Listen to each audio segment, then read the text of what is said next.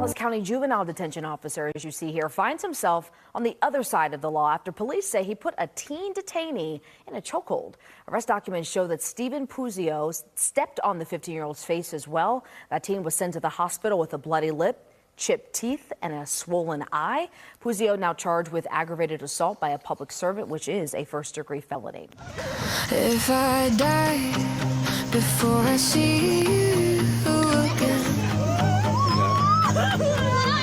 no, I was holding your name in my hand, whispered it slow.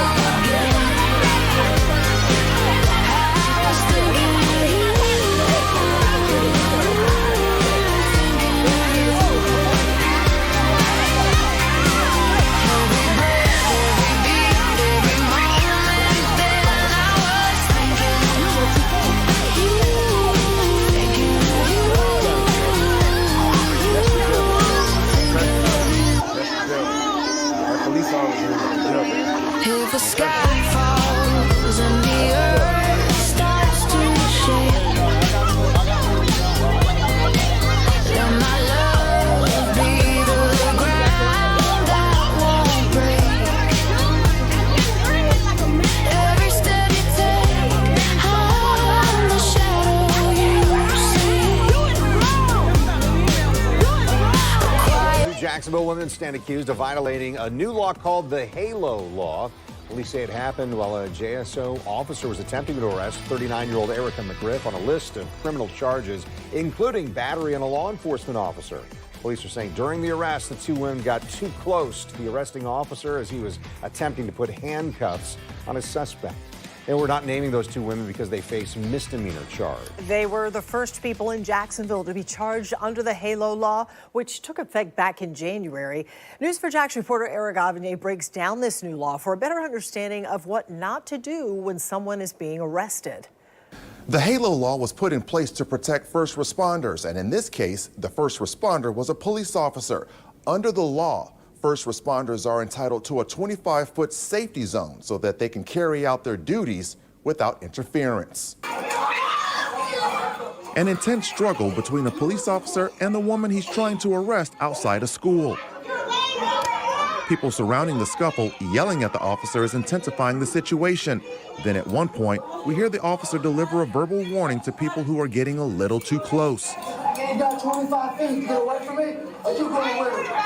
Under the new Halo Law, first responders are required to give that verbal warning so that spectators know that they have to stand 25 feet away from the officer or face being charged with a misdemeanor. There's a lot of commotion. Commotion draws people to it. So, retired JSO Director of Investigations turned News4Jax crime and safety analyst Tom Hackney says in this scenario, it's common to see people crowding around an officer and even yelling at the officer who is trying to put a combative suspect in handcuffs. But he also says without a 25-foot buffer zone, an officer could find him or herself in danger from someone other than the combative suspect. when you see scuffles like that, you have to worry with the protection of your firearm as a law enforcement officer. Meaning anyone can walk up and grab the officer's gun and use it against the officer as he or she is tussling with a suspect, especially if that person is a friend or relative of the suspect. They can be a threat to you because they're watching their family member, their loved one, be arrested.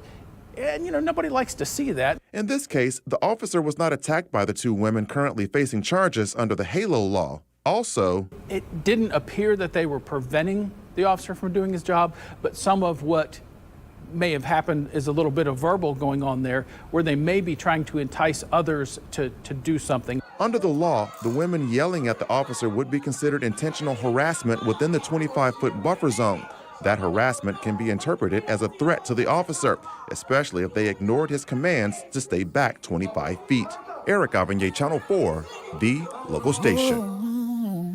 Good morning, and welcome to the Bad Apple Report. It's 7:30 a.m. bright and early right here at home on the range. Thank you so much for being here today, folks. I really appreciate it. Let's go out to Riverside County, where we're looking at a deputy who's been arrested for alleged vehicle theft. It's breaking news. A Riverside County Sheriff's Department deputy was arrested on Thursday for allegedly stealing a vehicle. That's according to the department officials. Dakota Lasher Robson, Dakota, age 25, was arrested in Lake Elsinore on Thursday on suspicion of vehicle theft and possession of a stolen vehicle, as well as unauthorized computer access. Oh, just rack him up, Dakota. After he was booked into the... He's a he? Okay. After he was booked into Coyce M. Bird Detention Center in Murrieta, he was released upon posting $10,000 bail. Investigators did not provide exact details of the theft as their investigation continued. Oh, come on. That's what we're here for. We want to know the exact details about Dakota. Robson began his employment with the department in June of 2023 and was most recently assigned to the Southwest Sheriff's Station. Oh, that's where all the gangbangers hang out. Allegedly. That's what the RSO official said. Robson has been placed on paid administrative leave. Okay, that makes a lot of sense. Okay. That whole outfit there at the Southwest Sheriff's Station. Bunch of criminal thugs. Allegedly. Thanks for being here, folks. Let's move on with the show. And that breaking news is just into our newsroom tonight. A Henry County detention officer fired and arrested. The sheriff there says Miles Moxie was charged after an investigation into some contraband making its way into the county jail. We're told that Moxie was fired immediately. Okay, I must interject before this next segment because the reporter failed to mention that Officer Melissa Ward here was arrested for shoplifting while on duty. Now, it does say it in the chyron below in the next segment, but I'm just going to help the reporter out since she failed to mention that Melissa Ward, age 37, an officer with the White Mountain Police Department, she's accused of shoplifting at a Show Low Walmart. Police say Ward was on duty when the alleged incident happened, and that's what you need to know before you hear this next segment. Thanks for being here. White Mountain Apache Police Department shared this release Thursday, letting the community know one of their own, Detective Sergeant Melissa Ward, was arrested Monday and placed on administrative leave. Ward has done 2 stints at the department, the first between 2013 and 2015. She was rehired in 2020. And you earn it every day, and you can destroy it in a heartbeat by conduct such as this. Former Police Chief Ray Naho, who led the Gila River Indian Community Police Department, is talking about community trust and says cases like this one strike at the very foundation of it. If the trust is not there from the community, it's eroded to any degree. The job itself, which is difficult initially, becomes that much more difficult. But for many in the White Mountain Apache community, this latest case echoes an earlier scandal, one that shook public confidence in 2023. It's very disturbing, sickening, heartless. Whatever he did to her, he came back to the scene and helped, investigate. On Thanksgiving morning 2023, on State Route 73, 30-year-old Iris Billy was struck and killed.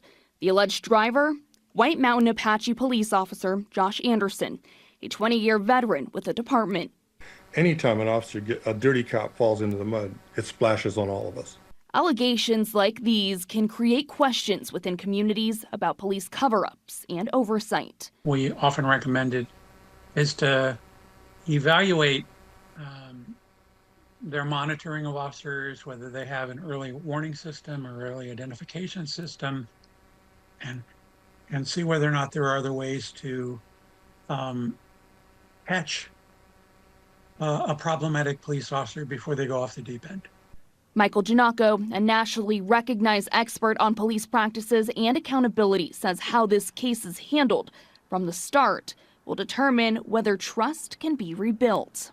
Any outreach, transparency, any kind of communication, town halls, those kinds of things to find a better way to engage with the community in a positive way, I think would be helpful.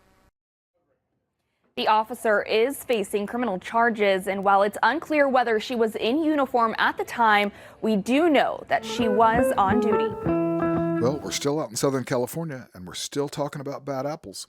This one cost us $3.85 million. $3.85 million awarded to man rear-ended by sleeping sheriff's deputy. That's the headline.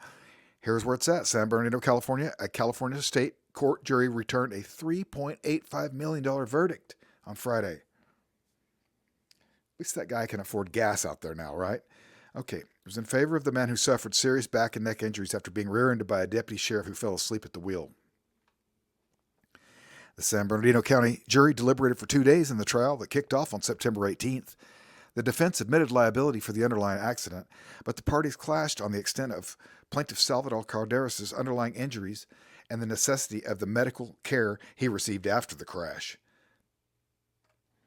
Attorneys for Calderas from the Simon Law Group requested between $9.4 million and $10.6 million in damages, with the defense suggesting a total award of $125,000.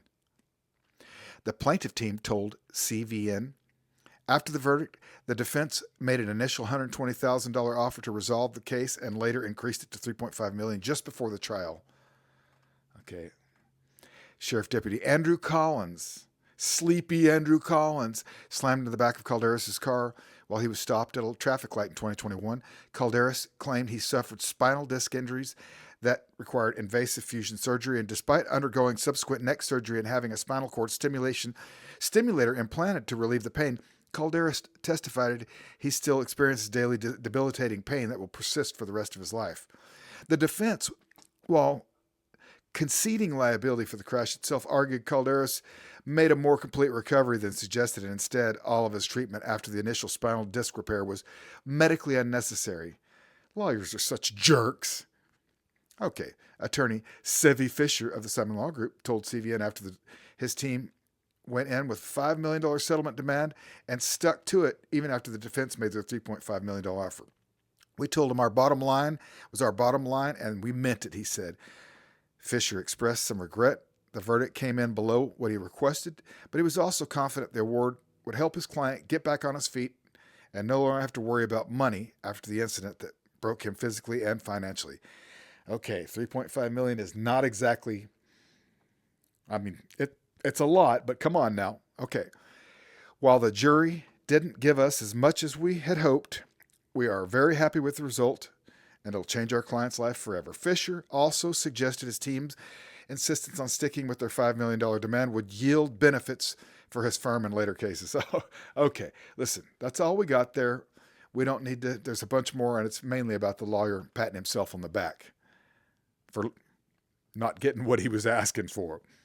Either way, Calderas has $3.5 million and pain for the rest of his life, but at least he can afford gas now. Let's move on with the show. My husband is a battalion chief, and this is not a joke. The guy pulled a gun on my family. Not a single piece of any of that is true. In the very least, this is shoddy police work. Indefensible.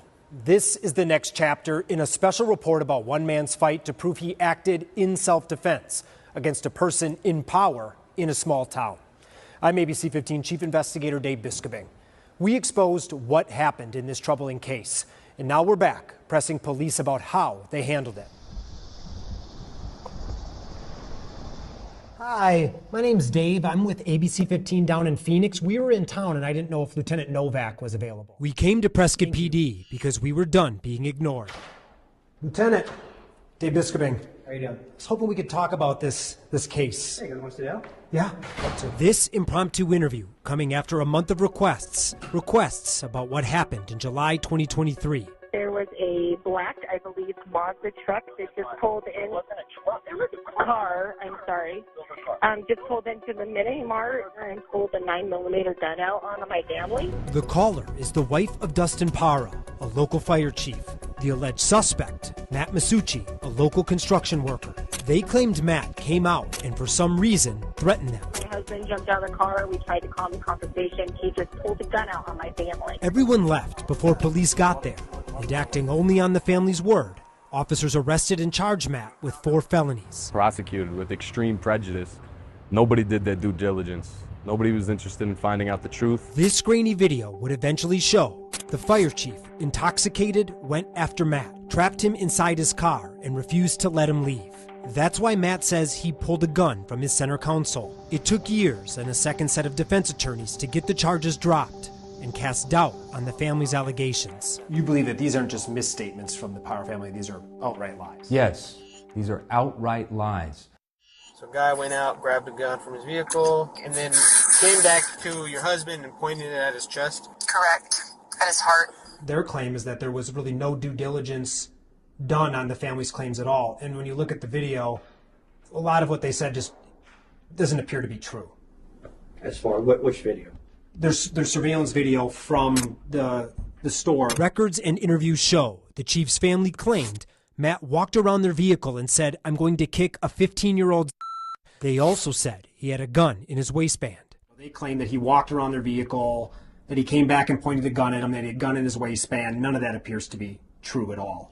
Is that all it takes, is someone to accuse you of something and then you're going to get to, pulled out of your car without notice? No, of course not. And of course, based on what they believe they saw in the video, they have probable cause to do so to make the arrest.